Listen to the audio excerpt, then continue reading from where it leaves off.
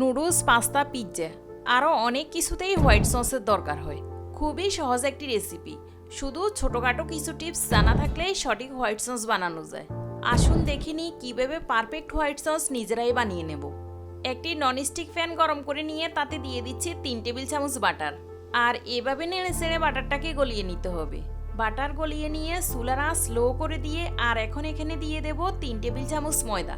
White sauce তৈরিতে এই রেশিওটা খুবই ইম্পর্টেন্ট। আপনি যদি রেস্টুরেন্টের হোয়াইট সসের স্বাদ পেতে চান তাহলে ময়দা আর বাটার ইকুয়াল রাখতে হবে। চুলার আঁচ স্লোতে রেখেই ময়দার কাঁচা গন্ধটা যাওয়া পর্যন্ত ভেজে নেব। আর খেয়াল রাখতে হবে ময়দার কালারটা যেন চেঞ্জ না হয়। যেহেতু হোয়াইট সস বানাচ্ছি সো এটাকে সাদাই রাখবো। ময়দা ভাজা হয়ে গেলে আমি এখানে দুধ দিয়ে দেব 3 কাপ। এগুলোকে আমি আগে থেকেই জাল করে রেখেছি। এখানে সেই কুসুম গরম দুধটাই দিলাম। আর চুলার আঁচটা লোতে রেখে কিছুটা ঘন হয়ে আসা পর্যন্ত নাড়তে থাকবো। সসটা ঠিক এরকম ঘন হয়ে আসলে দিয়ে দেব সামান্য একটু জায়ফল গুঁড়ো। চা চামচ হিসেব করলে বলবো 1 চা চামচের 8 ভাগের 1 ভাগ। হাফ চা চামচ সাদা গোলমরিচ গুঁড়ো। আরও দেব স্বাদ বুঝে লবণ। এবার এগুলোকে নাড়তে থাকবো যতক্ষণ না পর্যন্ত ঘন হয়ে আসে। সসটা এরকম ঘন হয়ে আসলে দিয়ে দেব গ্রেট করে রাখা 1/4 কাপ মোজরেলা চিজ। আমাদের দেশের মার্কেটগুলোতে মোজরেলা চিজটা অ্যাভেলেবেল থাকে, তাই এটা দিয়ে দেখালাম।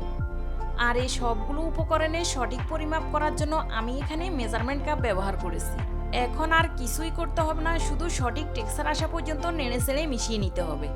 সসটা হয়েছে কিনা এটা বোঝার উপায় হলো একটা চামচের পেছনে লাগিয়ে আঙ্গুল দিয়ে এরকম করলে যদি দেখেন একটা ক্লিন লাইন তৈরি হয়েছে তাহলেই বুঝবেন সসটা রেডি।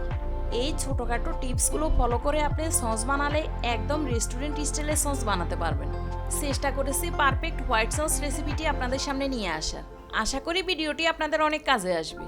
এপিসোডটি ভালো লেগে থাকলে ভিডিওতে একটা লাইক দিয়ে চ্যানেলটি সাবস্ক্রাইব করবেন। আজকের মতো এখানেই বিদায় নিচ্ছি। দেখা হবে নেক্সট এপিসোডে।